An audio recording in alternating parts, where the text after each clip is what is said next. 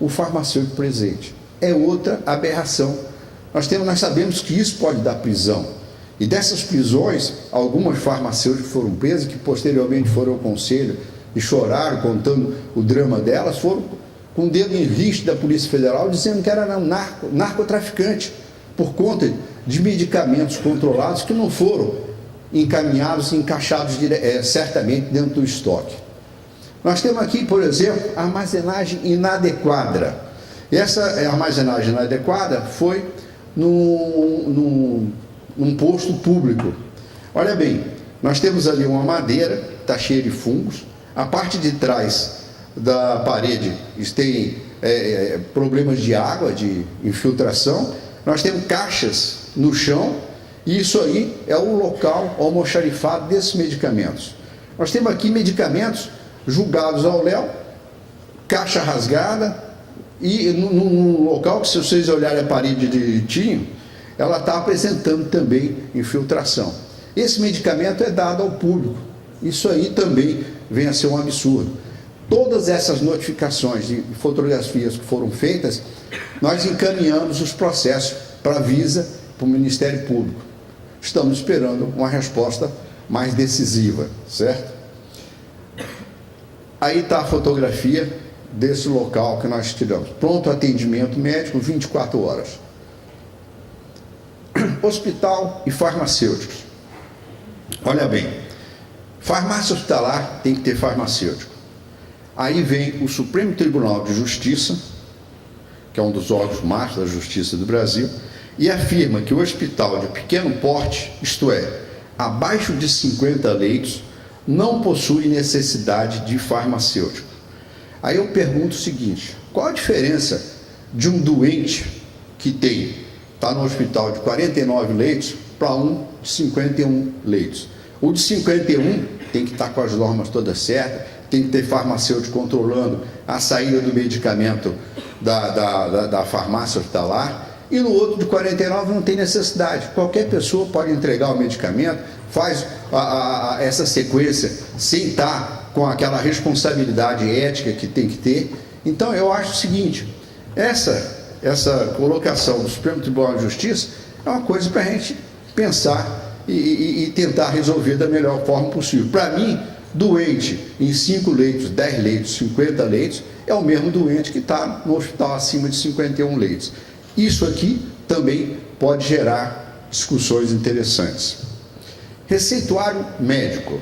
Olha bem, nós temos na Lei 5991, de 1973, no artigo 35, somente será aviada a receita a que estiver escrita a tinta em vernáculo, por extenso e de modo legível.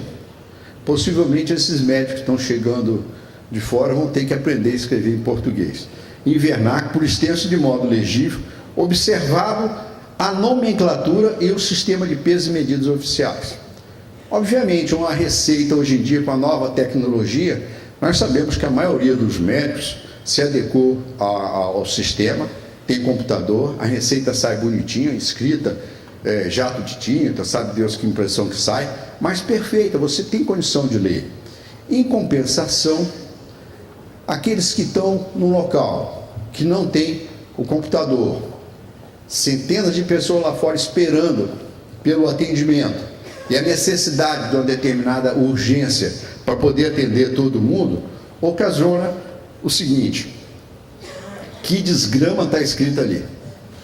Eu não consegui, como farmacêutico, entender. A gente talvez consiga ver mais ou menos o nome da pessoa, mas não é indicativo se é masculino, se é feminino, qual a idade do paciente, e sabe Deus que desgrama é essa. Essa outra aqui, a mesma coisa, tem lá o nome da pessoa, tem a data, não fala masculino ou feminino, não tem a idade, a assinatura do médico está em cima de um traço, sem o carimbo do mesmo, e dificilmente consegue-se identificar o que está escrito. Nessa outra aqui, o mesmo sistema. Está ali, foi apagado, obviamente, a assinatura do médico, né? Mas também com muita dificuldade de ser lida. Agora, atentar para um detalhe. Numa farmácia, quando você chega à farmácia, quem te atende normalmente, apesar de ter o farmacêutico presente, que eu até gostaria de pedir aos presentes que quando fosse uma farmácia de Vitória, ou qualquer área aqui do Espírito Santo, perguntar ao farmacêutico está presente, vocês vão ver com a fiscalização que nós estamos mantendo atualmente, não só nos dias de semana, mas também sábado, domingo, feriado e nas de plantões, nós conseguimos colocar o farmacêutico à frente da farmácia. Dificilmente vocês vão encontrar uma farmácia, pelo menos na área da Grande Vitória, e algumas, na maioria do interior, vocês não vão encontrar o farmacêutico. Se não encontrar, força a barra. Ah, não vou comprar aqui, porque seria uma ajuda a vocês mesmo, talvez aos pacientes de vocês.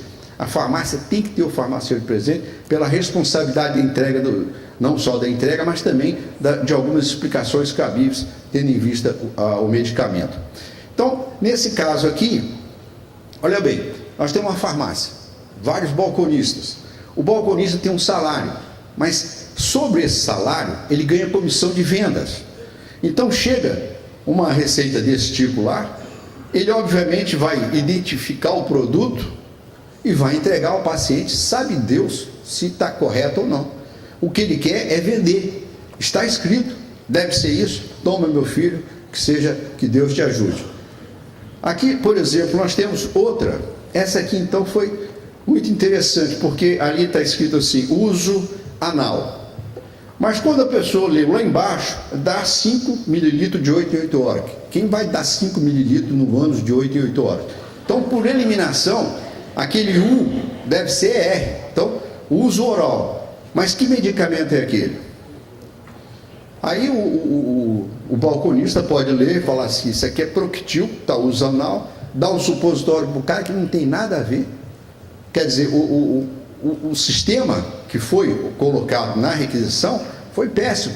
Então nós sabemos o seguinte, que todo médico sabe escrever de letra de forma, sabe escrever bonitinho, tem uns que tem uma caligrafia muito bonita, mas tem os garranchos da vida que ocasionam transtornos que podem levar a uma pessoa ao óbito, certo?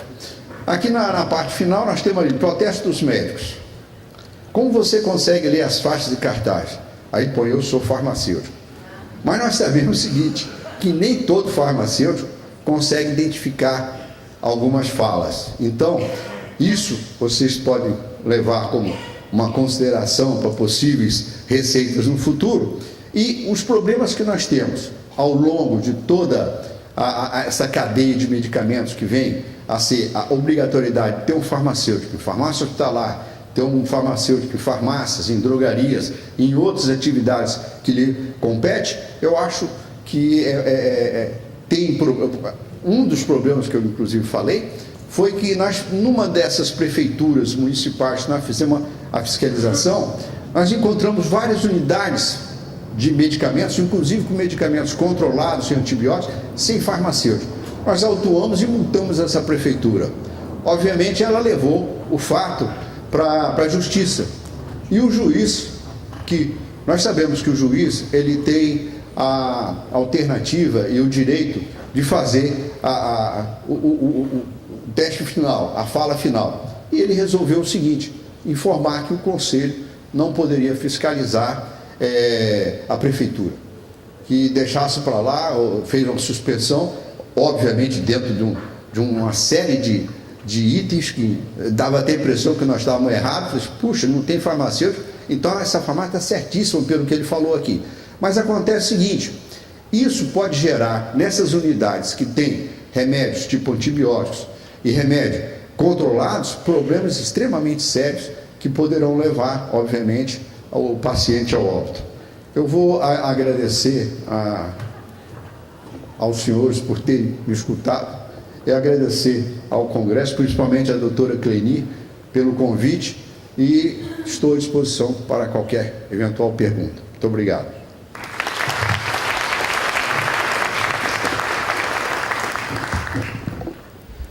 Obrigado, doutor Delmar, que apresentou as considerações representando o Conselho Estadual, o Conselho Regional de Farmácia, e quando o doutor Delmar fazia essas considerações acerca e mostrava esses slides, eu fazia uma reflexão acerca do chamado princípio da solidariedade. O Supremo Tribunal Federal, que é o órgão máximo do Poder Judiciário brasileiro, consolidou o entendimento na matéria de concessão judicial de medicamentos que os 3 entes da federação, União, Estados e Município, respondem solidariamente. Significa que o cidadão, quando ingressa judicialmente postulando um medicamento ou um tratamento, ele pode escolher ou demandar concomitantemente esses 3 entes da federação. E muitas vezes, quando acontece essa opção pela judicialização em face dos 3 entes, União, Estados e Municípios, e há uma procedência do pedido, ou uma decisão antecipatória, uma decisão liminar positiva, os 3 entes são obrigados a fornecer esse medicamento. Acontece que, se União, Estados e Município, ou Estado e Município ao mesmo tempo precisa fornecer o medicamento, significa que é possível que, se ao mesmo tempo os 3 entes forneceram, o cidadão que postulou a demanda não vai usar um medicamento fornecido ao mesmo tempo pelos 3, basta o fornecido por um dos 3 entes. E um dos slides que o Dr. Delmar apresentou é exatamente medicamento vencido, né? E isso tem acontecido. Esse problema de gestão, esse é um dos problemas decorrentes desse excesso de judicialização. Muitas vezes o gestor, ele não possui mais o controle absoluto acerca dos medicamentos que estão disponíveis no seu dispensário, exatamente em razão de algumas circunstâncias decorrentes desse excesso de judicialização. Então, talvez seria o momento de o próprio STF revisar esse entendimento a partir de uma nova leitura ou de uma nova perspectiva acerca do Pacto Federativo, ou uma nova releitura do princípio do Estado Federativo previsto no texto da Constituição. Obrigado, então, doutor Delmar. Passaremos imediatamente para os debates. Nós já temos aqui algumas perguntas que foram apresentadas. Uma aqui relacionada à liberação de medicamentos e procedimentos médicos, destinada aqui ao doutor Gonçalo Vecina. O município tem a obrigatoriedade de planejar o orçamento até 31 de agosto do ano anterior. Isso é uma afirmação. Na verdade, não temos custeio suficiente para manter mandados judiciais, por não ter sido planejado. Como fazer para cumprir tantos mandados judiciais? Ou seja, aqui a reflexão me parece exatamente a dificuldade do gestor de cumprir a decisão judicial a despeito de um orçamento que já foi planejado, já foi fixado. Qual é o parâmetro que o gestor deve adotar diante dessa circunstância? Se existe o ordem judicial, cumpra, né? Por enquanto é assim.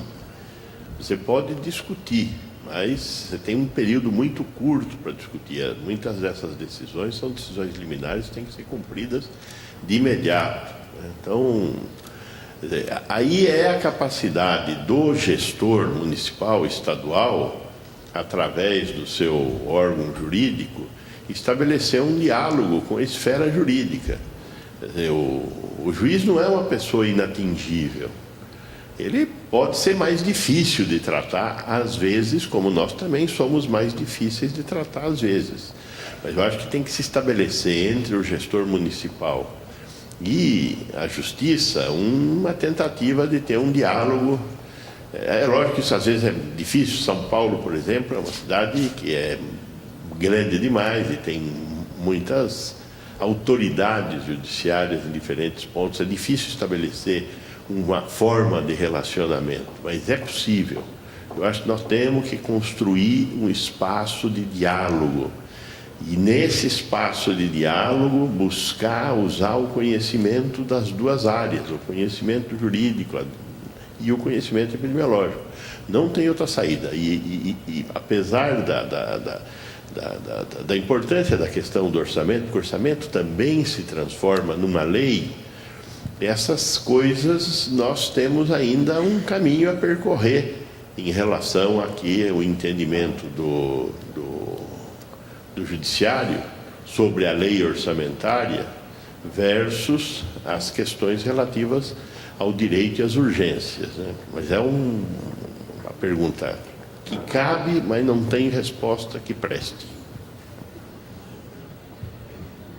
Realmente, essa é uma preocupação e eu gostaria também de apresentar um depoimento. No mês passado eu participei representando também o Fórum da Saúde do Conselho Nacional de Justiça do Congresso Nacional dos CONASENS, que é o Conselho Nacional dos Secretários Municipais de Saúde. E no evento só havia eu da área jurídica representando o CNJ e toda a plateia era formada por secretários municipais de saúde. E esse foi o ponto central do debate, né? Eles me bombardearam, obviamente que eu estava numa posição de isolamento, representando a área jurídica, especialmente o Fórum da Saúde do CNJ, mas o que eu pretendi levar, e exatamente essa é a política que o CNJ tem desempenhado e tem desenvolvido. Amanhã a gente vai tentar se aprofundar, trazer algumas políticas que são adotadas, mas é exatamente essa que o Dr. Gonzalo mencionou. O CNJ, o Fórum da Saúde do CNJ possui o Comitê Nacional Executivo do Fórum da Saúde, que tem assento em Brasília, no próprio CNJ, mas em todas as unidades da federação, nos 26 estados e no Distrito Federal, possui também comitês estaduais do Fórum da Saúde, que aqui é coordenado pela doutora Mariane Júdice, juíza aqui de Vitória. E uma das políticas que nós temos desenvolvido é exatamente essa, de ampliação do diálogo. E o CNJ, inclusive, em 2010, aprovou uma recomendação sugerindo aos juízes do Brasil que, antes de deliberar sobre esses pedidos de tutela antecipada, esses pedidos de concessão de liminares em 24 horas, em 48 horas, contacte o gestor municipal ou estadual ou federal de saúde para que obtenha eventualmente algum esclarecimento que não esteja apresentado no processo judicial, na petição inicial que foi apresentada unilateralmente pelo advogado, que tem os seus interesses. Então, a ideia e a saída para essas questões é exatamente isso, a ampliação do diálogo. E o entendimento, enfim, que se tem, e que me parece que é o mais razoável nessas hipóteses, uma vez proferida a decisão judicial determinando ao gestor, ao município, ao Estado ou à União que forneça o medicamento, essa questão do planejamento, do orçamento anual, ela não pode ser atribuída, se não observado o plano orçamento anual, obviamente que o gestor não pode ser responsabilizado, não pode ser punido em razão do cumprimento forçado da decisão judicial. Então, nessa perspectiva, não pode haver essa responsabilização, seja na via da improbidade administrativa ou na perspectiva criminal, exatamente diante da impossibilidade de adoção de uma outra conduta a partir da leitura constitucional que o judiciário estabeleceu, de que não se pode duvidar ou não se pode deixar de cumprir uma decisão judicial. Se ele não pode deixar de cumprir uma decisão judicial, por consequência, ele também não pode ser punido por ter descumprido a previsão orçamentária que já fora planejada previamente. Uma outra pergunta direcionada aqui para o Dr. Oscar, acerca dos procedimentos de saúde, diz respeito ao seguinte tema: conceder vaga em UTI para paciente em UPAs 24 horas em detrimento de outros, isso é possível? A pergunta que se faz. Quais são as consequências disso? E quais os critérios que o juiz deve analisar para enfrentar essa matéria diante dessa circunstância de urgência? Bom, possível. A resposta a essa pergunta também tem muita relação com a pergunta anterior. Também concordo com o Dr. Gonzalo que não existe a resposta é simples, mas não necessariamente uma resposta satisfatória.